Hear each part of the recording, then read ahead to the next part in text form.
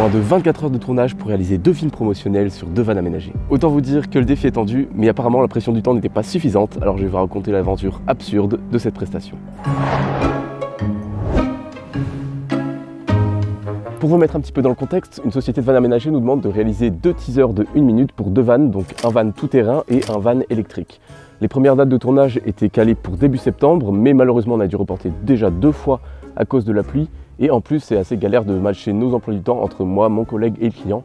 Donc autant vous dire que déjà l'organisation, c'était galère. Heureusement, début octobre, une fenêtre se libère avec du soleil. Et donc on se dit un mercredi pour tourner un vendredi. Ok, là on va le faire. Donc 2 jours en amont, on commence à organiser. Donc autant vous dire que c'est déjà un petit peu la course. Au niveau de l'équipe, on est 2 vidéastes. Donc moi, Tanguy et l'actrice qui va être jouée par Lucie. Bref, ce jour J, on se réveille à 6 h du matin pour prendre la route entre Le Puy-en-Velay et Lyon. Donc on a 2 heures de route. Malheureusement, premier souci déjà, la voiture a une perte de puissance qui fait qu'à plusieurs reprises on est obligé de s'arrêter pour faire une petite pause. Et donc on perd 1 heure sur le trajet, comme si on n'avait déjà pas assez de temps. On récupère Tanguy à Lyon à 9 h et on roule jusqu'à 11 h 30 pour Chamonix parce que c'est donc à Chamonix-Mont-Blanc que les vannes sont présents dans la société. Première surprise en arrivant, il s'avère qu'on ne va pas filmer le van qu'on avait imaginé. Donc il y aura bien le van tout-terrain, mais il n'y a pas le van électrique, donc voilà, un petit malentendu, mauvaise compréhension je pense au niveau du client. Et donc on va filmer un van tout terrain et un autre van qui est donc un grand van qui s'appelle le Crafter, avec l'intérieur super luxueux et tout. Donc autant vous dire que déjà ça n'a rien à voir puisqu'on avait quand même fait plus ou moins nos scénarios et nos shotlists pour se dire ok on va faire ça avec tel van et tel van dans tel spot. Et donc là déjà on arrive, on n'a pas le même van donc ça change les plans. Bref, on nous fait donc une présentation des véhicules intérieurs, comment rouler et tout. Et ensuite, on va faire un petit peu les courses pour les 2 jours. Puis ensuite, on va directement partir sur le premier spot après avoir mangé. Premier souci déjà, c'est que donc on part à 14 h 30 et on va commencer à mettre le plein parce que du coup, il n'y avait pas le plein dans un des véhicules. On arrive à la station essence. Comme par hasard, il y a un changement de papier pour l'impression des tickets. Donc on attend 5-10 minutes. Et autant vous dire que chaque 5-10 minutes actuellement, ils sont précieux parce que du coup, comme je vous l'ai dit, on a moins de 24 heures pour réaliser tout ce tournage. Donc on roule, on arrive au spot à 17 h, mais deuxième surprise, il y a du brouillard et de la neige, alors que le but du tournage c'était de faire ça en plein soleil. Donc encore une fois, les plans changent complètement et là on est en train de se dire, là c'est vraiment la merde. Déjà qu'on n'avait pas beaucoup de temps, là on se dit, là c'est la merde. Sachant que le spot en question, en fait on avait prévu d'utiliser ce spot et quelques petits spots aux alentours de celui-ci. Et donc en fait tous les alentours de ce spot qui était donc trop en hauteur, et c'était tout dans la neige et le lendemain on s'est dit ça va encore être enneigé. Donc là on se dit dans tous les cas il va falloir qu'on change, qu'on refasse un petit peu nos scénarios, enfin il y a un moment où c'est plus possible. Donc en fait on arrive là-bas, on se pose pendant une demi-heure et on cogite, on essaie d'être productif et on réécrit un petit peu ce qu'on avait en tête. On commence donc officiellement le tournage à 18 h le vendredi, sachant que le lendemain on doit repartir à 14 h 30. Heureusement la créativité vient, donc on utilise quand même ce spot avec l'ambiance brouillard et neige parce que c'est quand même sympa, mais forcément c'était pas ce qu'il y avait prévu au départ, donc c'est pour ça qu'on a tout changé. On est parti du principe qu'on faisait donc une vidéo avec l'actrice Lucie qui ferait donc un petit peu l'aventurière en solo, et une deuxième vidéo dans le grand van luxueux, donc ce serait un peu plus des scènes de couple en intérieur pour montrer un petit peu la vie humaine avec le van. Et donc c'était pas du tout prévu, mais non plus je vais aussi faire l'acteur dans l'une des 2 vidéos, donc en plus de filmer je vais aussi devoir jouer. Donc autant vous dire que ça devient un peu n'importe quoi. On filme jusqu'à 20 h et là il commence déjà un petit peu à faire nuit et on se dit en fait nous on avait prévu de faire un lever de soleil le lendemain matin. Donc il nous faut un spot sur lequel on peut avoir le lever de soleil. Donc déjà on commence à faire nos petites recherches et puis bam on commence à se diriger donc vers le spot où on se dit ok demain matin on va se réveiller ici voir du lever de soleil. Donc c'est un spot à peu près à 45 minutes de route. Encore un petit souci, donc là rien, enfin un truc tout con mais encore une fois c'est dans le sens où pour vous dire qu'on avait déjà la pression du temps. Et là on démarre le van et en fait j'arrive pas à mettre ma ceinture, elle reste bloquée. Et genre, des fois ta ceinture elle se bloque mais genre tu la redébloques 2 secondes après. Et là genre j'ai essayé plusieurs fois en étant très délicat et tout, et ça voulait pas. Et genre pendant 10 minutes on a essayé de regarder sur Google et tout, ça marchait pas et on s'est dit bon tant pis, je vais démarrer mais sans la ceinture. Forcément ça bip dans tous les sens, c'est insupportable. Puis au final, à bout de 2 minutes, je roule et puis la ceinture se débloque. Donc voilà, on a juste perdu 10 minutes pour rien, mais au final, le problème s'est résolu. On arrive donc sur le deuxième spot, on mange très rapidement tout en faisant des scènes, on filme donc jusqu'à minuit. Et là, on se rend compte qu'en fait, à l'extérieur, les vannes, ils ont été tous salis par les trajets. Ce qui fait que normalement, le lendemain, on était censé les filmer un petit peu de l'extérieur avec des plans un peu propres, des vannes propres quoi. Et là, on se dit, en fait, ils sont dégueulasses, donc on va devoir les laver. Sachant que la station de lavage est à, je crois que c'était à 25 minutes en redescendant de la montagne. Du coup là on se dit en fait demain matin on va devoir prendre 1 heure de plus juste pour faire un aller-retour pour laver les vannes, remonter sur le spot et avoir le lever de soleil. Donc autant vous dire qu'on perd encore un petit peu de sommeil, sachant que déjà on s'est couché vers 1 h et donc on a mis le réveil à 6 h. Fin de la première journée, c'était intense mais on s'est bien débrouillé. Et donc on arrive donc le lendemain, on se réveille comme prévu, donc à 6h, 6h30. On va faire le lavage, on revient en haut et là, nouvelle surprise, le ciel est couvert, donc on n'a pas de lever de soleil. Yes, la météo est toujours avec nous, ça fait plaisir. Donc qu'est-ce qu'on fait? On attend, mais en fait on n'a pas vraiment le temps d'attendre. Du coup, ce qu'on fait, c'est qu'on va commencer à restructurer un petit peu nos vidéos en se disant bon faut qu'on note vraiment les shots les plus importants qu'on a besoin. Et s'il y en a qu'on peut pas faire, tant pis, mais au moins on se fait une liste de ce qu'on a absolument besoin. Et on restructure un petit peu nos vidéos en se disant voilà, on va faire ça, en ayant quelque chose de plus précis. Étant donné qu'on n'a absolument pas le temps d'attendre à ne rien faire, et on a quand même fait quelques plans dans les intérieurs de van et voilà, sans le soleil, même si le but à la base c'était d'avoir des vidéos uniquement ensoleillées, et on se dit dans tous les cas on n'a pas le choix, donc on fait en sorte de faire des choses entre temps quoi. Le soleil se lève uniquement vers 10h30, 11h. Il nous reste donc environ 3 heures pour tout finir, donc là 3 heures, sachant que normalement vous voulez que des plans au soleil pour toutes les vidéos. Donc là on est content, on se dit bon voilà, faut qu'on se dépêche. Donc sous le coup de l'excitation et de la précipitation, moi je sors mon drone, je me dis ok, je vais faire quelques plans de contexte avec le soleil, comme ça on aura ça et ça va être cool. Donc là je décolle le drone et puis au bout de 30 secondes,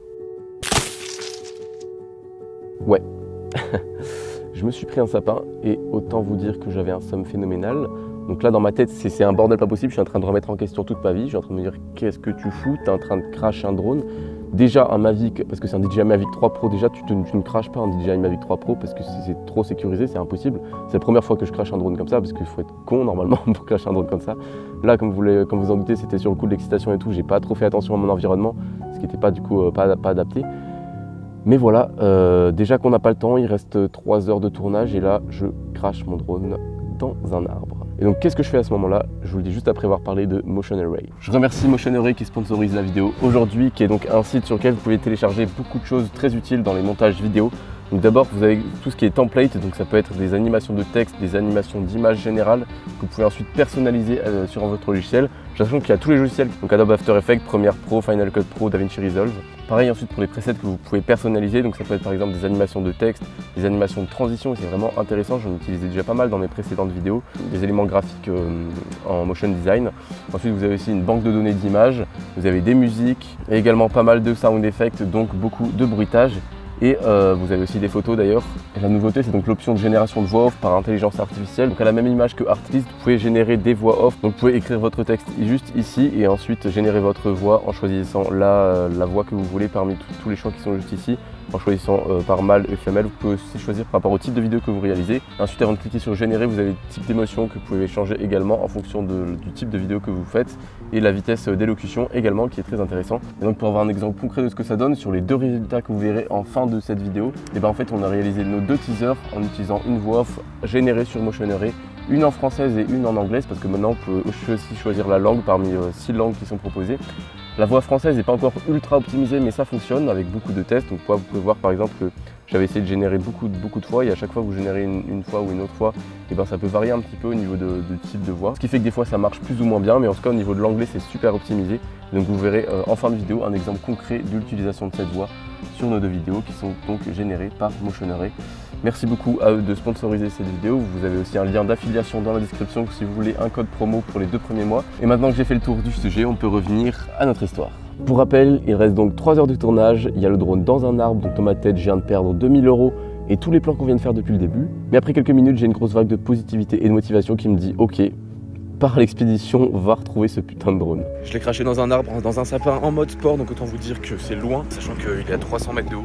Donc autant vous dire que là, il faut que je monte 300 mètres de montagne. Je viens d'arriver au point GPS qui était indiqué par la radiocommande, donc théoriquement ça devrait être par ici, dans celui-là ou dans celui-là. Donc là, il faut que je guette un peu partout en gros. Je sais pas si vous avez entendu le beeper. On va y arriver. Putain, la chance que j'ai eu, il est redescendu jusqu'en bas. Oh putain, c'est incroyable. Oh, par contre, je crois qu'il y a un bras pété. Oh, il est éclaté. Oh, ah ouais. Je suis content parce que je pensais que je le retrouverais jamais. Au moins, j'ai les images.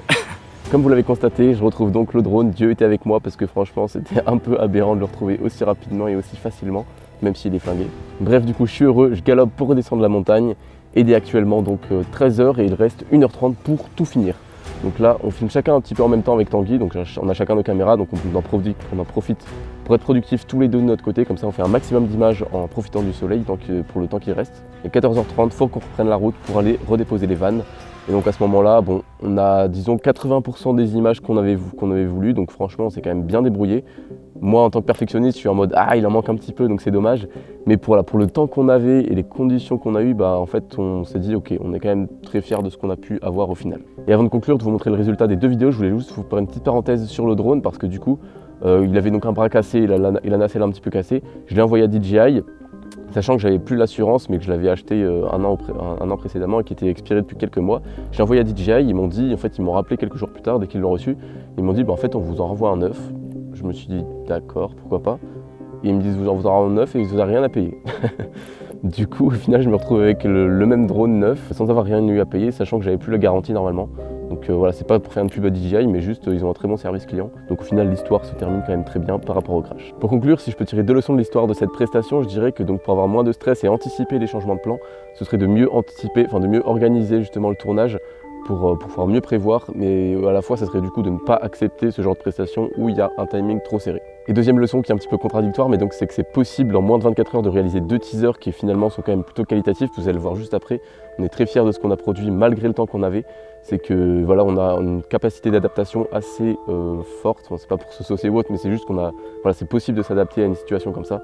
Et c'est bon à savoir justement si jamais ce genre de scénario se reproduit à la suite. Je vous remercie pour votre écoute, n'hésitez pas à me dire si ce genre de petite vidéo un petit peu story time vous plaît. On vous passe tout de suite les deux résultats et n'hésitez pas à donner vos retours dans les commentaires. À très vite. À tous ceux qui rêvent de partir à l'aventure, en famille, entre amis ou en couple, voyageurs de toujours ou nouvel aventurier, gros projet ou petit budget. Découvrez l'expérience chez Yetivan avec notre grand modèle confort et chaleureux, le Crafter.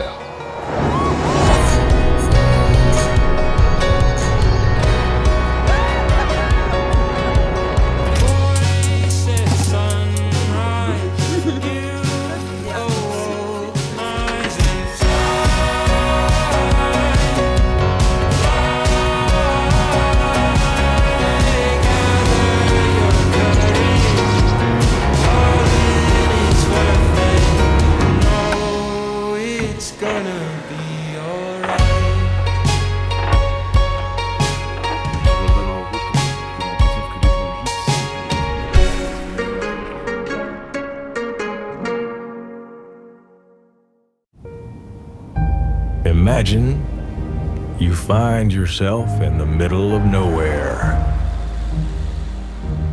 between snow and rain, between mountains and lakes, driving without knowing where you will be the next day. Feel the freedom that awaits you. Imagine yourself in contact with nature and go on an adventure. Immerse yourself in an unforgettable experience. Dare to travel with Yetivans.